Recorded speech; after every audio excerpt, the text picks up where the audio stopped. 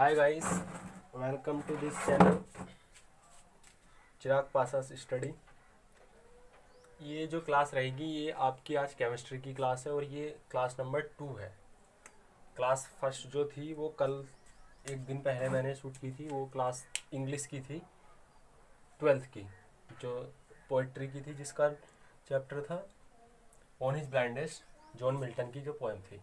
उसको सारा उसका रेफरेंस क्वेश्चन अभी बाकी रह रहा है और शॉर्ट क्वेश्चंस वगैरह, लॉन्ग क्वेश्चंस कैसे बनाते हैं, कैसे क्वेश्चंस हम याद करने से बच सकते हैं, उस चीज़ के बारे में मिलेगा वो आपको नेक्स्ट वीडियो। ये जो वीडियो है ये खासकर बेसिकली मैंने 9th एंड 10th के लिए है, उन्हीं के सिलेबस के अकॉर्डिंग है। और ये 11th 12th और प्लस 1 डे एग्ज़ाम इसलिए लिखा है क्योंकि केमिस्ट्री एक ऐसी चीज़ है, बेसिक चीज़ है केमिस्ट्री की। कुछ ही बेसिक, बहुत सारी बेसिक नीड्स हैं जो अगर आप इसमें समझ सकते हो तो आगे 11th में जैसे आप ऑर्गेनिक इनऑर्गेनिक पढ़ोगे या 12th में सेम रहता है तो पढ़ोगे, या वनडे एग्जाम में कोई एग्जाम्स में जैसे आता है कि ठोस का आकार या घनत्व क्या होता है, ये सब चीज़ें, तो वहाँ पे आप एकदम से क्लिक कर सकते हो। शुरुआत करते हैं केमिस्ट्री। केमिस्ट्री में जो चैप्टर है ये 9th क्लास का है, ये एनसीईआरटी बेस्ड है। तो इसका ये चैप्टर है द्रव और उसकी अवस्थाएं। द्रव को मैटर बोलते हैं, हिंदी इंग्लिश में थोड़ा बड़ा सा हो जाएगा इसलिए कहते हैं मैटर, एंड उसकी अवस्थाएं इट्स कह सकते हैं प्रॉपर्टीज, यानी उसके गुण। द्रव और उसकी अवस्थाएं, उसके गुण। द्रव ये होता है द्रव्य है, ये द्रव्य है। एक होता है द्रव्य, एक होता है द्रव। इसमें बहुत बड़ा अंतर होता है। एक होता है द्रव्य, एक होता है द्रव। द्रव्य का मतलब मैटर से होता है और द्रव का मतलब लिक्विड से होता है। ठीक, ये डिफरेंस होता है बहुत बड़ा, ये लगने से इसमें हो जाता है। तो ये जो चैप्टर है इसमें ये चैप्टर होता है द्रव्य और उसकी अवस्थाएं। अच्छा, द्रव्य कहते किसको है, किसको कहते हैं हम द्रव्य?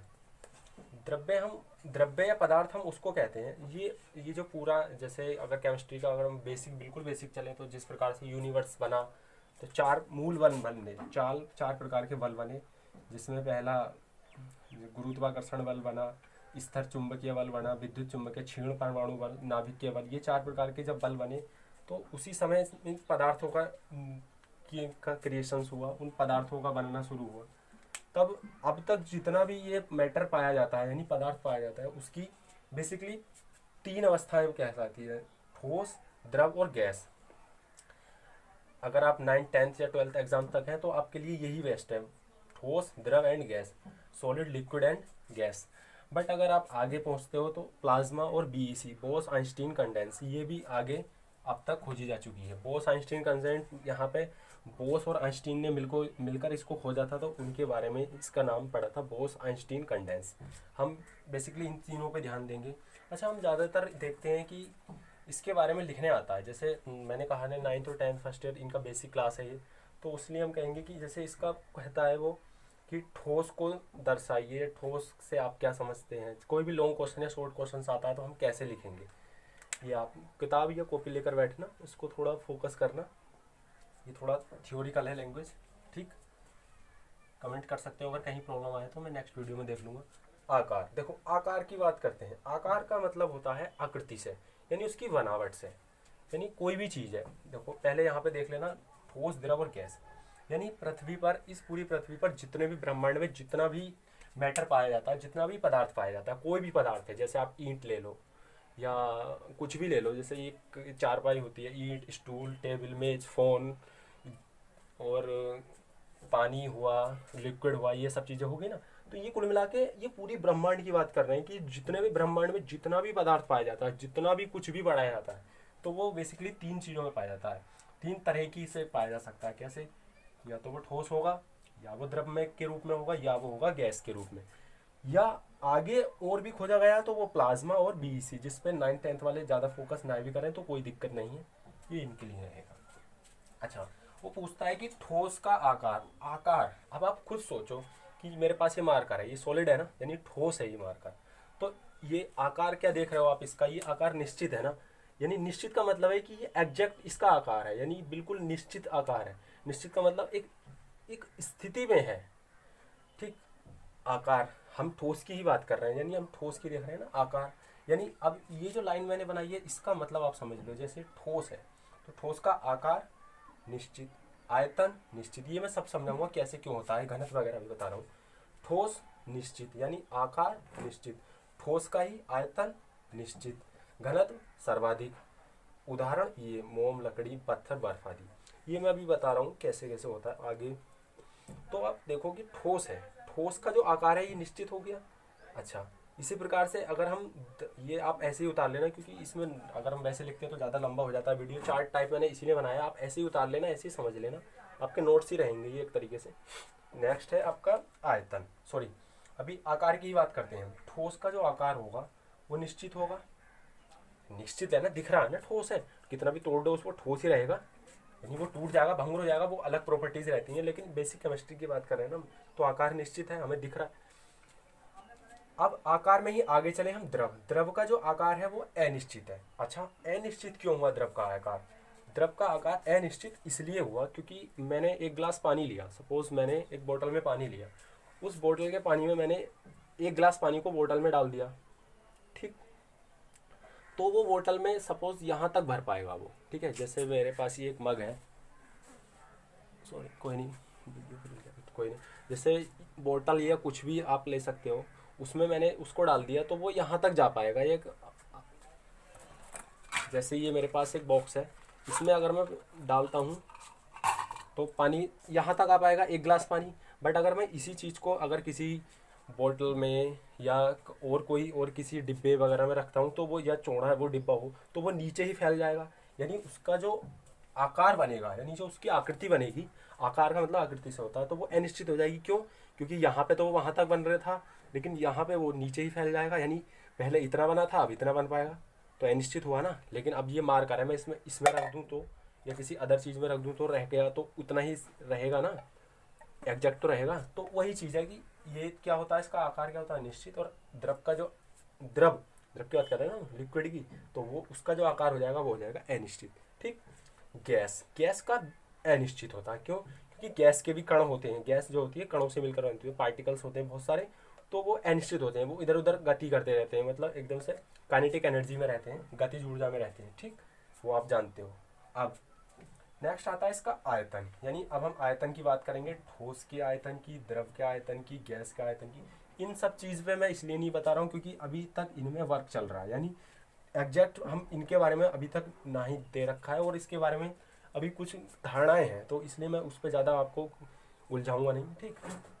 आयतन, आयतन की बात करें, द्रव का, सॉरी ठोस का जो आयतन होगा, आयतन यानी होता है, आयतन का मतलब होता है वॉल्यूम। वॉल्यूम का मतलब कि कितना वो स्थान घेर रहा है। जैसे ये मार्कर है, मैंने मार्कर को इसमें डाल दिया तो वो कितना स्थान घेर रहा है, इतना स्थान घेर रहा है, यानी इतना स्थान उस मार्कर या डिब्बे का, किसी का भी, या मेरे हाथ पे रखा हुआ है तो इतना स्थान घेर रहा है, उतनी जगह घेर रहा है, तो वो होता है उसका आयतन, ठीक। ऐसे ही अगर मैं जैसे द्रव की बात करूँ तो हाँ, ये ठोस का आयतन क्या होगा, निश्चित होगा, यानी जितना स्थान वो यहाँ पर घेर रहा है इतना ही, चाहे मैं किसी डिब्बे में रखूँ या चाहे किसी अदर चीज़ में रखूँ, वो उतना ही स्थान घेरेगा, उससे ज़्यादा या कम नहीं घेरेगा, तो यानी उसका आयतन क्या हो गया, वो भी निश्चित हो गया। निश्चित मतलब डेफिनेट। आयतन अगर मैं द्रव की बात करूँ तो वो भी निश्चित होता है, क्यों? क्योंकि द्रव को आप सोचो, इस बोतल में रखूँ तो भी वो इतना ही स्थान घेरेगा, किसी ग्लास में रखूँ या वहाँ पे रखूँ तो वो जो स्थान घेर रहा है उतना ही स्थान घेरेगा ना, निश्चित। यानी द्रव का आयतन और आकार भी दोनों निश्चित होते हैं, आयतन भी निश्चित और ये भी। गैस का जो आयतन होता है, अच्छा देखो आपको कन्फ्यूजन हो रहा है कि द्रव में कन्फ्यूजन की जरूरत नहीं। द्रव का जो आयतन होता है वो निश्चित होता है, कैसे कि अगर आप एक बोतल में एक बोतल, आप एक गिलास द्रव लो, एक गिलास पानी लो ना, उस पानी को आप एक गिलास में रखोगे तो वो उतना ही स्थान घेरेगा, यानी उसका आयतन जो रहेगा, उसका जितनी, आयतन का मतलब है उसका जो वॉल्यूम होगा, यानी वो कितने कणों से मिलकर बना है, सॉरी कितने कणों से मिलकर बना है, वो उतनी ही जगह पर बन पाएगा, उतने ही कण रहेंगे उसमें। ऐसे ही निश्चित इसमें रहेंगे, इसके जिन कणों से मिलकर बना है, हर चीज़, एक प्रत्येक चीज़ अपने कणों से मिलकर बनी होती है, न्यूट्रॉन, इलेक्ट्रॉन, प्रोटॉन्स वगैरह जो होते हैं वो आगे देखेंगे आपने, तो वो एग्जैक्ट रहेगा। लेकिन जो गैस का होता है वो अनिश्चित होता है, क्योंकि गैस जिस बर्तन में रखी जाती है ना, वो उसी के आकार में अपना, मतलब उसी का आयतन को अपना आयतन मान लेती है, उसका रूप ले लेती है, ठीक, ये हो गया। उसके बाद आता है घनत्व। घनत्व का मतलब क्या होता है? घनत्व को इंग्लिश में बोलते हैं डेंसिटी। डेंसिटी, और डी जो बराबर होता है इसके m/v के होता है। डी बराबर m/v, यानी डी यानी डेंसिटी बराबर होता है मास अपॉन वॉल्यूम, यानी द्रव्यमान बटे आयतन। यानी कोई भी चीज़ का, अब देखो यहाँ पे मास, m का मतलब मास से होता है द्रव्यमान, और v का मतलब वॉल्यूम यानी आयतन। कोई भी वस्तु का मास और वो जिस आयतन में रखी हुई है उनका अनुपात वो कहलाता है उसका घनत्व। यानी कह सकते हैं कि कोई भी चीज़, जैसे ये मार्कर है, जैसे अगर मैं इसकी सिंपली बात करूँ, ये मार्कर है, ये ठोस मार्कर है, ये जितने कणों से, जितने पार्टिकल से मिलकर बना है, जितने सारे कणों से मिलकर बना है, सारे मतलब ब्रह्मांड में जितनी भी चीज़ें हैं वो किसी न किसी कणों से मिलकर बनी होती है। तो ये जितने कणों से मिलकर बना होता है, कितने घने घने कणों से, मतलब कणों से मिलकर बना है, और जो कण बहुत पास पास है, तो इसकी जो डेंसिटी है यानी इसकी जो घनत्व है वो सर्वाधिक। देखो घनत्व से आप समझो, घनत्व से आप हिंदी वाले समझो, खासकर ये वाले 9th 10th वाले आप समझो। घन का मतलब होता है घने से, कितना घना है ये घनत्व। देखो घन आ गया ना, घन का अगर मैं और लगा दूँ तो यहाँ पे घना हो जाएगा, यानी कितने कितना घना है। तो ये ठोस होता है, देखो कितना घना, सर्वाधिक घना है। अगर मैं इसके अंदर चीनी डालने लगूँ या कुछ भी इसके ऊपर डालने लगूँ नहीं पड़ेगा ना, लेकिन हाँ अगर मैं पानी में डालने लगूँगा तो ठोस की अपेक्षा आ जाएगा, है गैस तो बिल्कुल ही आ जाएगा, तो घना हुआ नहीं। यानी सबसे अधिक घना क्या होगा? ठोस।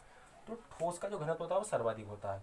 उसी प्रकार से जो, अब देखो मैंने यहाँ पे लिखा है ठोस से कम, मैंने लिखा है कि घनत्व किसका? द्रव का जो घनत्व होता है वो ठोस से कम होता है, यानी ठोस के जितना नहीं होता है, ठोस के जितना नहीं होता उससे कम होता है।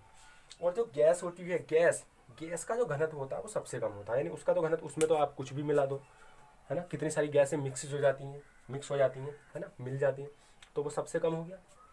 उदाहरण में आप देख लो, उदाहरण जैसे मोम हो गई, ये ठोस है, पार्टिकल से मिल गए, लकड़ी है आप समझते हो, पत्थर है, बर्फ है, ये क्या हो गए? ठोस के एग्जाम्पल्स हो गए। ऐसी एग्जाम्पल जैसे आप जल ले लो, ये द्रव के एग्जाम्पल्स हैं आपके पास, जल, पारा Hg होता है इसका सिंबल, वो आपको पढ़ाएंगे क्यों होता है, H क्यों हुआ पारे का, है ना, P होना चाहिए, ये सब चीज़ें बताऊंगा। ग्लिसरीन होता है, वायु गैस हो गई, हाइड्रोजन गैस हो गई, हीलियम गैस हो गई, ऑक्सीजन, ये गैस के एग्जाम्पल्स हो गए। ठीक है गाइस, फिर मिलते हैं नेक्स्ट वीडियो में। आज के लिए इतना ही रखते हैं, लाइक शेयर और सब्सक्राइब कर लेना।